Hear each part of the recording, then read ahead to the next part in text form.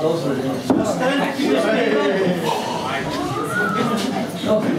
a couple of things. These nights just don't just happen. There's a few people here have done quite a lot of work, and a lot of people have done a lot of work, but there's 3 people in particular. That's what to say. A big thank you. Put your hands together. That's Joe Smith, Tony Jordan, and John Walsh. Thank you very much.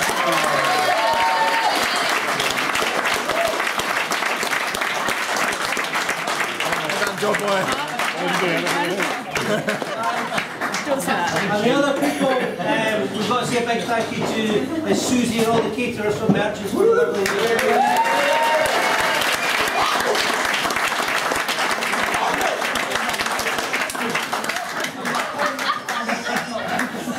So, first of all, to start off the evening for the uninitiated, that's a big word for me, more than one syllable. We're going to do a bit of culture, a bit of Scottish culture for some of our non-Scottish colleagues here over today. And to start off, we're going to do Keith Score is going to talk to us about Burns' Immortal memory. Keith.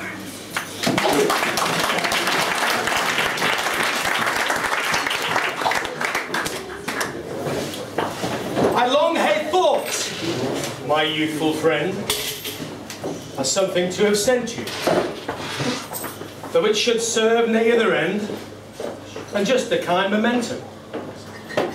But how the subject theme may gang, let time and chance determine, perhaps it may turn out a sang, perhaps turn out a sermon.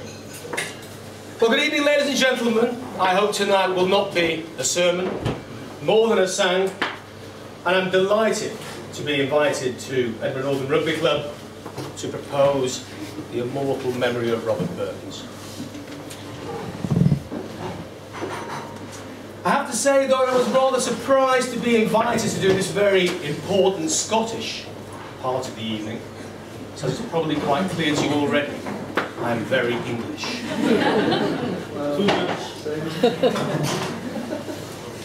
It was always going to be a difficult job for an Englishman, given my lack of Scottish heritage and knowledge.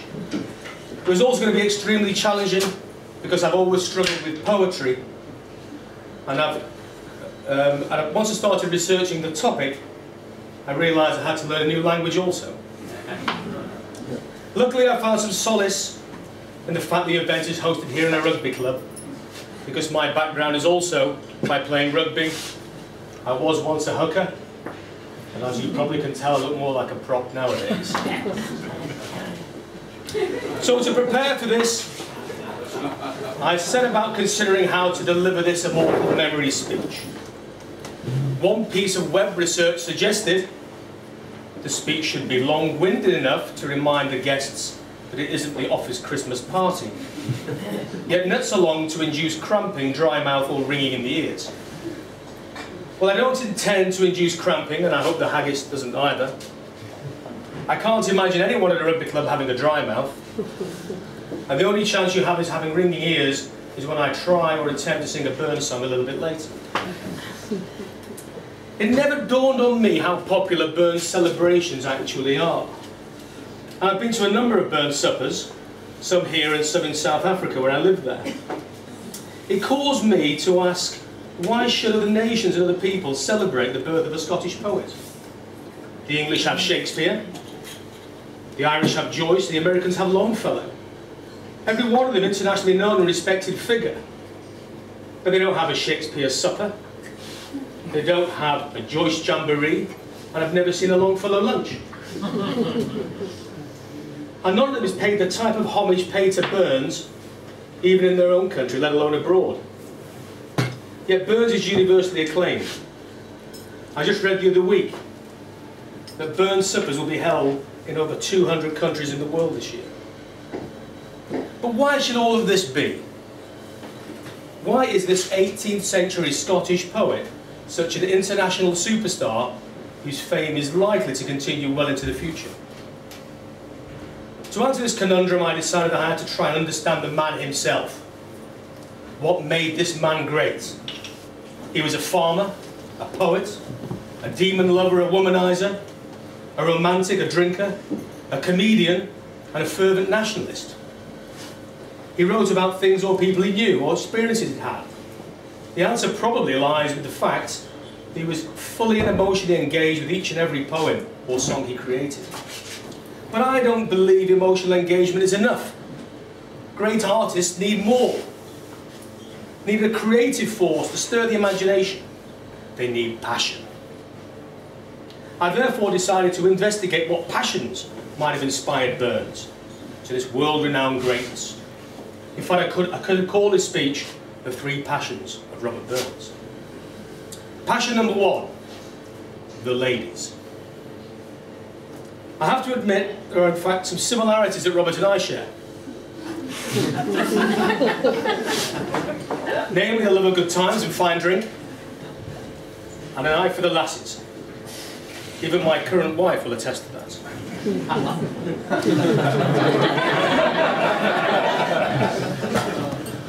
However, after she replies to the lasses later on, I may have to refer to her as my future ex-wife. Burns loved women. He loved women a lot. He loved a lot of women a lot. He admired men who were the same. Strike any chords, gents. Burns was prodigious with the ladies. So much so, he made Romeo look impotent. He was Sean Connery on steroids. He was a very, very good-looking man with flashing brown eyes. And because of his mastery with words and engaging conversation, he did not find it very hard to woo the ladies. And many of the songs and poems he wrote were the result of the ladies in his life. An hour in the dark with Rob is worth a lifetime with any other lad, was how the lasses from Ayrshire described him. When he was 15, he wrote a poem called Handsome Nell about a girl called Nellie. And as he grew older, he liked to go to the weekly dance, where he could meet more of the fairer sex. I can only imagine that his first real encounter with a lady at a dance went something like this. Robert was looking dashing at the back of the hall, with his dark curly hair, broad shoulders and disarming smile. He'd found a girl he liked the look of, but still being young, hadn't quite built up the confidence to go and ask her to dance. But just as the last song came on, she approached and asked him, "Would you like to dance with me?" Very pleased that she made the first move, Robert said, "Aye, I'd love to dance, but how could you tell?" She says, "By the gleam in your eye." After the last dance, she said, "Would you like to walk me home?" Robert was delighted. "Aye, but how could you tell?" She says, "By the gleam in your eye." They walked home to the door, and she said, "Would you like to come in and spend the night?" He was very surprised. He said, "Was it the gleam in my eye?" He said, "No, it was the tilt in your kilt."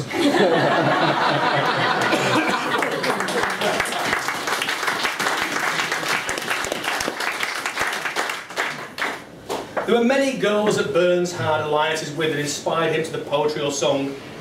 When 21 years old, he proposed to a farmer's daughter called Alison Begbie, for whom he wrote 3 songs. She turned him down, however, as his prospects as a poor farmer were not up to scratch.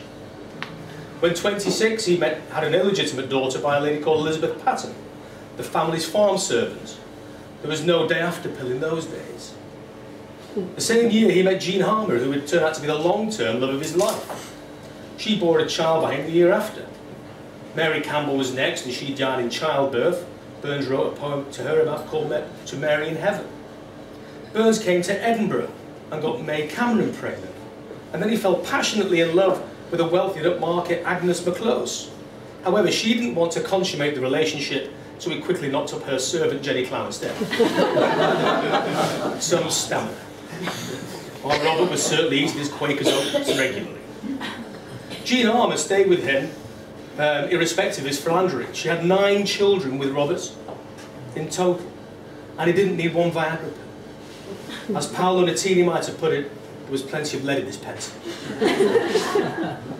Jean Harmer even brought up some of his illegitimate offspring. You could argue that Jean should have been presented with a medal as big as a dustbin lid for putting up with Robert. There were other women too, but he just didn't get them pregnant. So he loved the ladies for sure, and they motivated many a verse.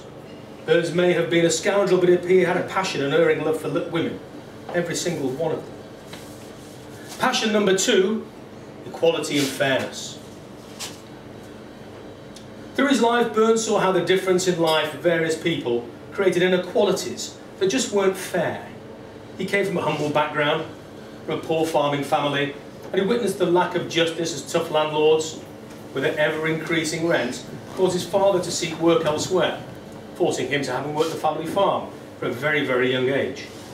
This strengthens Robert's belief that all men should have the same rights and privileges. After making his family servant pregnant, while still young and out of wedlock, the church elders forced him to sit on the cutty stool. This was a kind of a naughty step in front of the church. He was made to sit there for the sin of fornication. I think a church would need a much larger stool nowadays. The idea was when you had to repent in full view of the congregation. This caused him to question what he believed to be the hypocrisy of the church, as were many there, including the elders, who were also guilty of sinning. But he did get his revenge by writing Holy Willie's Prayer, a satirical poem about a church elder who, although continually reporting the wrongdoings of all people in the village, was also far from perfect himself. Church also inspired Burns to write To a Louse, after seeing a bug crawl over a lady's rather expensive bonnet at a Sunday service. His point was that everyone is the same. The louse didn't care whether people were rich or poor, clean or dirty. And the poem deals with the issues of wealthy people think they're better than poorer people. I saw a poster outside a church in Edinburgh recently saying drink is your enemy. Alongside it was another poster saying love your enemy. No wonder he thought of the hypocrisy. Burns came to Edinburgh after publishing his first set of poems, and Edinburgh at the time was at its peak of intellectual hub. Looking around the room this evening, I can see the cadence since then has been turbulent. The well-to-do and well-read saw him as a curiosity, nothing more than a country bumpkin. A ploughman poet with a way with words. Burns thought of them as patronising. Again, he thought of the inequality of man. This led him to write arguably one of his finest songs, A Man's a Man for All That, where he writes about the brotherhood and fellowship of man, where equality spreads across the whole of humankind. It was sung at the opening of the Scottish Parliament in 1999.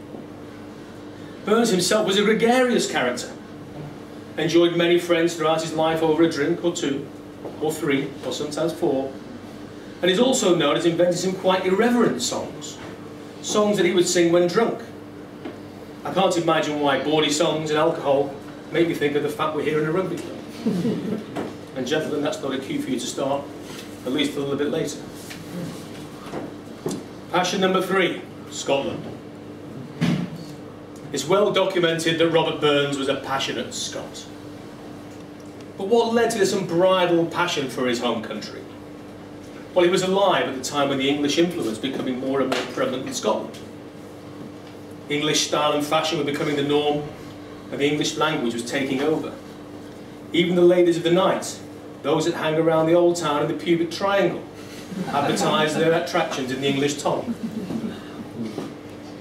Clearly, he worried that this sway from south of the border was going to affect the future of the country. And by writing poems and songs in the Scots dialect at the time, he was making a stance for his country. The passion for Scotland by Scots is shared by young and old today, and I sometimes wish that some of that would rub off on the English. If Burns had been alive in this last few decades, I could have imagined him at Murrayfield in 1990. It was the Grand Slam decider between Scotland and England. Robert would have been in the stands fervently singing Flower of Scotland at the height of his voice as David Soul marched his team onto the pitch. History tells us that Scotland went on to win that match. That was not a good day. For part of his life he travelled around the country collecting Scottish songs so that they could be preserved forever, and is credited having contributed more to the cause than any other. It was on his travels that he visited Bannockburn, and this gave him the idea of writing Scots Were Hey, the rousing song that he imagined could have been used by Robert the Bruce to motivate his 8,000 strong army to beat England's 18,000 troops. That was also not a good day. The late Pope John Paul II visited Scotland in 1982, and at the end of his visit, people started singing Will You Know Come Back Again. His Holiness asked about the song and was told that it was an old song collected by Burns related to Bonnie Prince Charlie. Ah, said the Holy Father. I met his mother at Buckingham Palace last week. So Burns for his country aroused feelings that we use to create many fine pieces of poetry and song. So we have the three passions. We have ladies, quality, and Scotland. All of this left me with the thought of what would happen if Robert was alive today and searching fame and fortune based on his poems and songs. We would probably modernise his name, be LL Cool Burns, Snoop Doggy Burns, 50% Burns. You was rapping with Robbie Burns. Innit? And how would he find such fame? Well, I suppose you'd have to go on X Factor. Well, you can imagine the judge's commentary after he finished singing. Robert, that was sensational. It's what this show is all about. Someone different, someone with the X Factor. I want everyone in Scotland to pick up the phones and vote for Robert now. I think he's going to win, Simon. Oh, Louis, you old queen. Don't be stupid. It'll never sell. I don't understand a word he says. Don't ever be awful, Simon. You shouldn't have a good people just because they got a strange accent.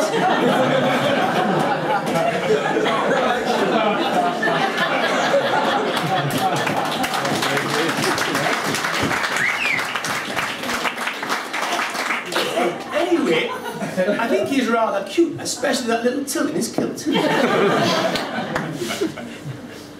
Then I thought, what would he sing? Given I've mentioned the ladies in his life, one of the most beautiful songs is A Red, Red Rose. So beautiful that I thought I might share it with you tonight. It may be useful now, however, if you concentrate on the lyrics, not my voice.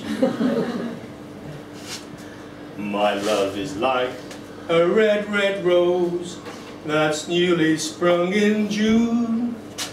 My love is like the melody that's sweetly played in tune. As fair art thou, my bonny lass, so deep in love am I, and I will love thee still, my dear, till all the seas gan dry. Till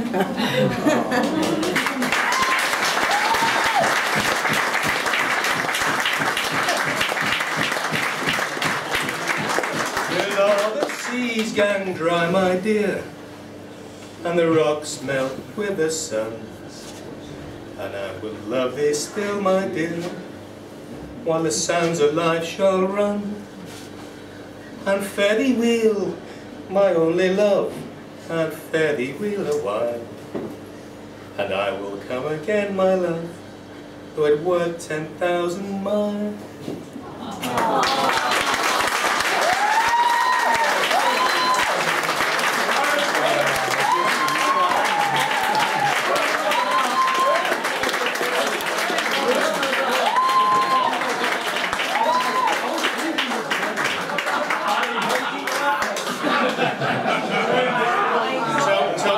You may forgive me now for calling her my current wife.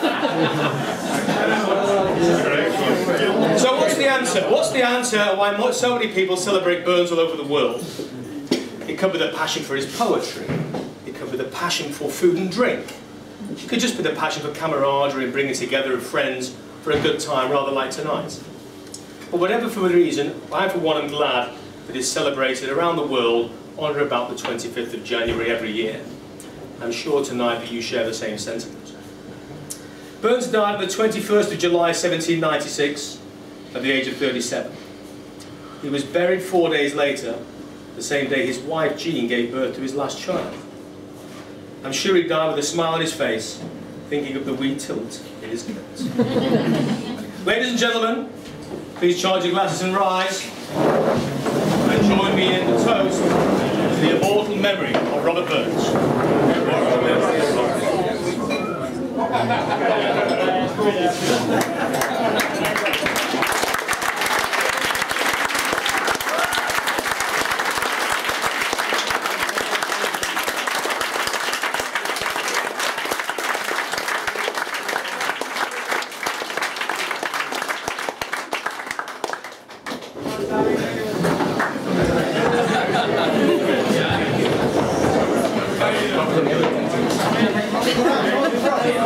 Ladies and gentlemen, we'll have a 5-minute comfort break, 5-minute comfort break. Keith, thank you very much.